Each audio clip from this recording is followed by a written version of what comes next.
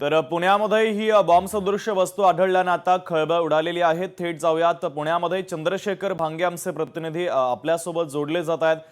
चंद्रशेखर, काल रात्री पुण्यामध्ये खळबळ उडाली कारण एका खासगी हॉस्पिटलच्या परिसरामध्ये बॉम्ब सदृश्य वस्तू आढळली आणि त्यानंतर मात्र मग तपास यंत्रणांनी तपास सुरू केला होता आणि अखेर बॉम्ब सदृश्य वस्तू ही निकामी करण्यात आलेली आहे। ही वस्तू नेमकी कोणी ठेवली, काय याचा हेतू होता, या संदर्भात पोलिसांचा तपास आता कशा पद्धतीने सुरू आहे? शुभम, ज्या ठिकाणी ही बॉम्ब सदृश्य वस्तू ठेवण्यात आली होती त्या पुण्यातील कामधेनू इस्टेटच्या अगदी उषा किरण रुग्णालयाच्या समोर मी उभा आहे आणि माझ्या पाठीमागे तुम्ही बघू शकता शुभम, तर पोलिसांचा या ठिकाणी मोठा बंदोबस्त तैनात करण्यात आलेला आणि हेच उषा किरण रुग्णालय आहे। याच उषा किरण रुग्णालयाच्या पहिल्या मजल्यावरती ही सगळी बॉम्ब सदृश्य वस्तू ठेवण्यात आली होती। काल रात्री साधारण 7च्या सुमारास ही सगळी घटना लक्षात आल्यानंतर या रुग्णालयाचे जे डॉक्टर आहेत, डॉक्टर विलास गायकवाड यांनी ही बॉम्ब सदृश्य वस्तू हातामध्ये घेऊन बाहेर आणून ठेवली।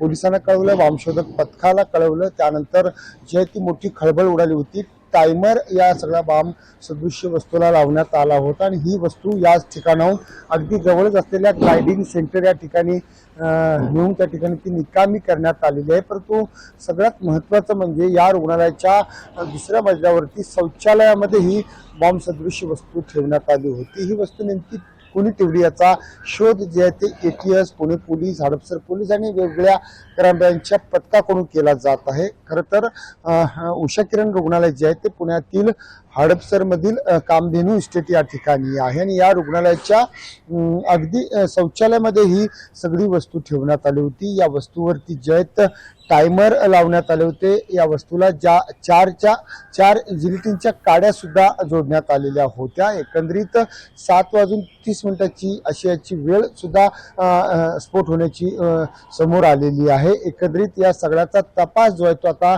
पोलीस करत आहेत। काल रात्रभर पोलीस आयुक्त जे आहेत पुण्याचे अमितेश कुमार, त्याचबरोबर सहआयुक्त आणि इतर पोलीस दलातील सगळे अधिकारी या ठिकाणी हजर होते। खरं तर या जो आरोपी आहे किंवा ज्यांनी कोणी हा सगळा बॉम्ब सदृश्य वस्तू इथे ठेवलेली आहे त्याचा शोध पोलीस घेत आहेत। एकंदरीत ही वस्तू कोणी आणि कशासाठी ठेवली हे पाहणं खरं तर महत्त्वाचं असणार आहे। CCTVच्या माध्यमातून या आरोपीचा सध्या शोध सुरू आहे। एका ओला दुचाकीवरून हा आरोपी या ठिकाणी आल्याचं सर्वप्रथम दिसत आहे आणि दुसरी बाजू जर आपण पाहिली, या रुग्णालयाचे जे डॉक्टर आहेत, डॉक्टर विलास गायकवाड यांच्याशी ज्यावेळेस लोकशाहीने संपर्क साधला त्यावेळेस त्यांनी सकाळच्या सुमारास एका रुग्णालयासोबत त्यांचा वाद झाल्याचं सुद्धा सांगितलं जात आहे। सगळ्या अँगलनं म्हणजे या सगळ्या विषयीची दुसरी तिसरी सगळ्या बाजू पोलीस सध्या तपास करत आहेत। परंतु मी पुन्हा एकदा तुम्हाला दाखवतो की अत्यंत मोठा पोलीस बंदोबस्त एवढ्या पहाटे सुद्धा आपल्याला दिसत आहेत। पोलिसांची जी दंगल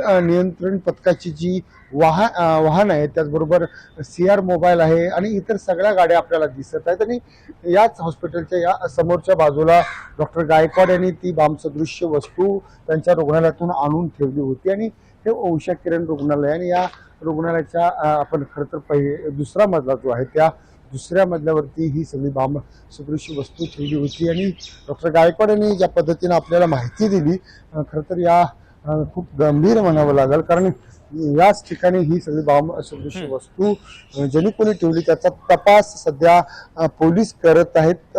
परंतु मोठा धोका जो आहे तो दुसऱ्या बाजूने टळला म्हणावं लागेल, कारण ही वस्तू अत्यंत सुरक्षितरित्या पोलिसांनी, बॉम्बशोधक पथकांनी आणि सगळ्या यंत्रणेने ही निकामी केलेली आहे। रात्री उशिरा पुण्यातील ग्लायडिंग सेंटर जे आहे हडपसरच्या अगदी जवळ असलेलं हे ग्लायडिंग सेंटर आहे, त्या ठिकाणी नेऊन ही वस्तू निकामी करण्यात आलेली आहे आणि बातमीच्या संदर्भातले पोहोचवलेले आहेत। तुर्तास धन्यवाद।